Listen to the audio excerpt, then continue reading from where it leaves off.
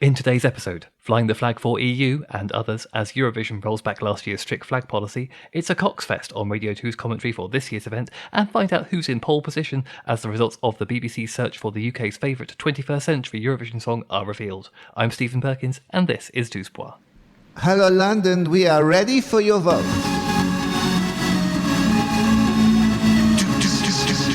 It is Monday 28th of April 2025, and with just over 3 weeks to go until this year's contest begins, I am back with another news update. So let's check in with the latest headlines from the world of Eurovision.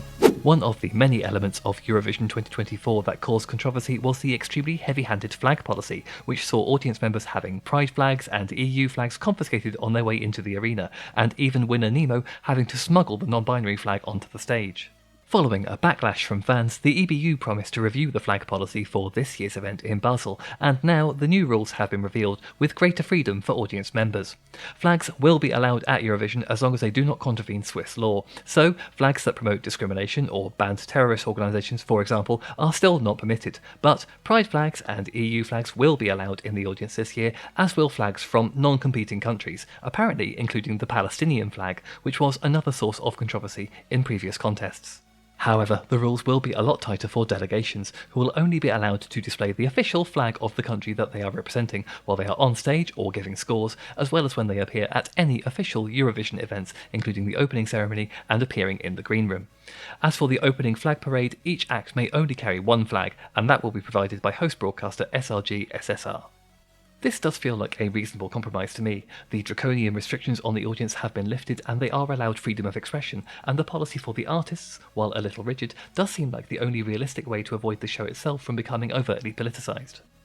It is a shame that events like the mass showing of solidarity for Ukraine in 2022 through flags would not be allowed under these rules, and it does seem unfair on certain acts. For example, Danish entrant Sissal, who is Faroese, has posted on social media that she would have wanted to display the Faroe Islands flag on stage at Eurovision if she could, but there was probably never going to be a version of this rule that pleased everyone, and perhaps we'll see a gradual loosening of these restrictions in future years if the 2025 contest manages not to be too controversial.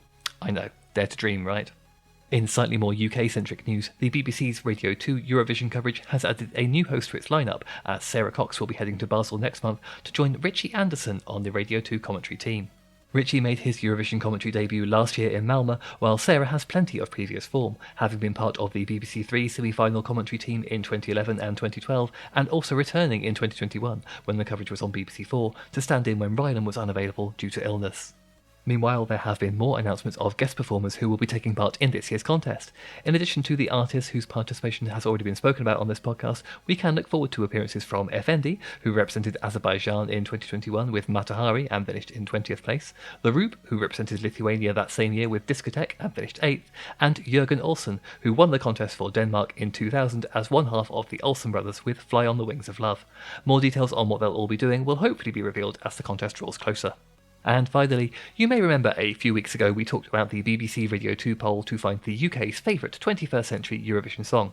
Well, the results are in. Skip ahead now if you don't want to be spoiled. I'll give you a moment. Okay, the results are in, and inevitably Sam Ryder has topped the poll with Spaceman, the United Kingdom's second place finish from Turin in 2022.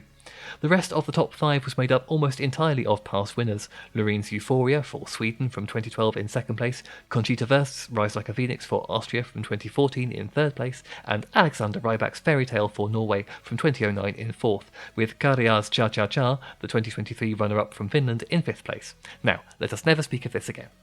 That is all for this week. I will be back next week with another full-length episode when Eurovision journalist Adrian Bradley will be joining me to predict who will triumph in this year's semi-finals. It's going to be a good one, so don't miss it.